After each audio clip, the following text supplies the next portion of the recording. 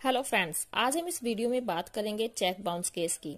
दोस्तों, हमारे देश में बहुत सारे चेक बाउंस केस चल रहे हैं। चेक बाउंस केस वो केस होते हैं जिसमें कोई व्यक्ति अपनी लायबिलिटी उतारने के लिए, यानी कि अगर किसी व्यक्ति ने किसी व्यक्ति से या तो कोई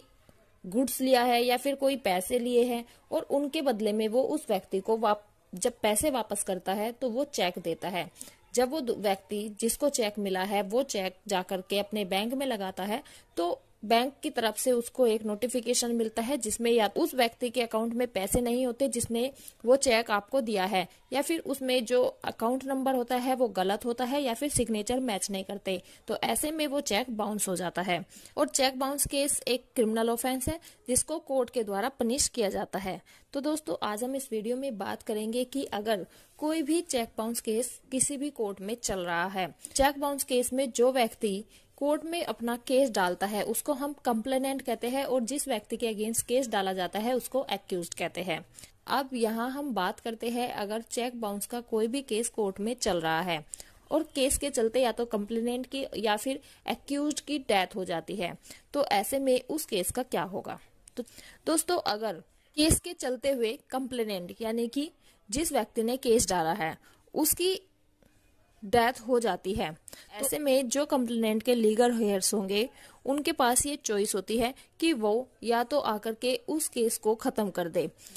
यानी कि कोर्ट में आकर के स्टेटमेंट दे दे जिससे कि वो केस वहीं पर खत्म हो जाए।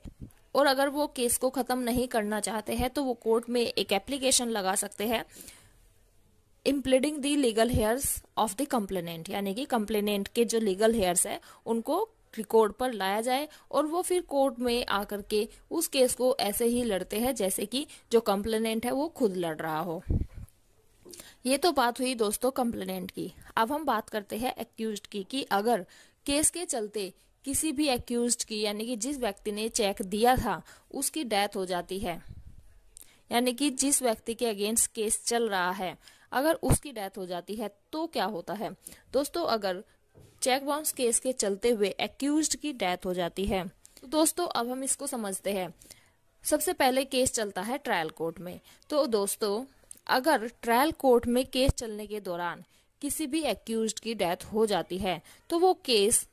वहीं पर खत्म हो जाता है, क्योंकि यह एक क्रिमिनल केस होता है और इसमें पनिशमेंट का प्रावधान भी है। तो अगर किसी भी व्यक्ति ने कोई क्रिमिनल ऑफेंस किया है उसकी पनिशमेंट हम किसी दूसरे व्यक्ति को या फिर उसके लीगल हेयर्स को नहीं दे सकते हैं।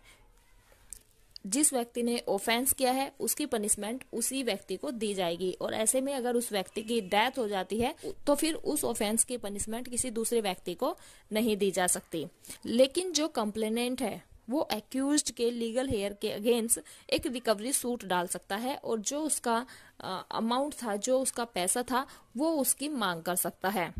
लेकिन इसके लिए भी वो लीगल हेयर्स को पनिशमेंट नहीं दिला सकता।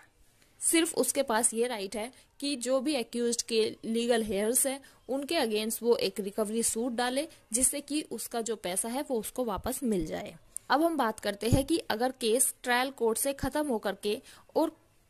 एक्यूज्ड या फिर कंप्लेनेंट अपील में चला गया, तो अगर कोई भी केस अपील में चल रहा है यानी कि अपीलेंट कोर्ट में चल रहा है तो वहां पर भी अगर एक्यूज्ड की डेथ हो जाती है तो वो केस वहीं से खत्म हो जाता है। यहाँ पर एक बात का जानना जरूरी है कि अगर केस ट्रायल कोर्ट से चला है और ट्रायल कोर्ट में एक्यूज्ड को कन्विक्ट कर दिया गया है, यानी कि उसको सजा दे दी गई है, और वो एक्यूज्ड अब अपीलेट कोर्ट में चला गया है अपने आप को निर्दोष साबित करने के लिए, और वहां पर उस व्यक्ति की डेथ हो जाती है, तो ऐसे में जो उस एक्यूज्ड के लीगल हेयर्स होंगे वो केस को चला सकते हैं, क्योंकि वो अगर ये साबित करना चाहे कि उसके पेरेंट्स यानी कि उसकी मदर या फादर जो भी एक्यूज्ड था, अगर वो अपने मदर या फादर को निर्दोष साबित करना चाहता है और ये चाहते हैं कि हमारे फादर के या हमारी मदर के अगेंस्ट जो भी एलिगेशन लगे हैं या जो भी उनको कन्विक्शन दी गई है वो गलत है और वो बिल्कुल निर्दोष थे, तो ऐसे में एक्यूज्ड के लीगल हेयर उस केस को कंटिन्यू कर सकते हैं। लेकिन ऐसे में भी अगर केस खत्म होने के बाद और उस व्यक्ति को जो एक्यूज्ड है उसको कन्विक्शन ही दी गई है तो वो सजा उसके लीगल हेयर्स को नहीं भुगतनी होगी, वो सिर्फ उस व्यक्ति तक ही सीमित रहेगी जो एक्यूज्ड था। तो दोस्तों, ये कुछ इम्पोर्टेंट फैक्ट्स थे चेक बाउंस से रिलेटेड। आई होप आपको ये जानकारी अच्छी लगी होगी। Thank you.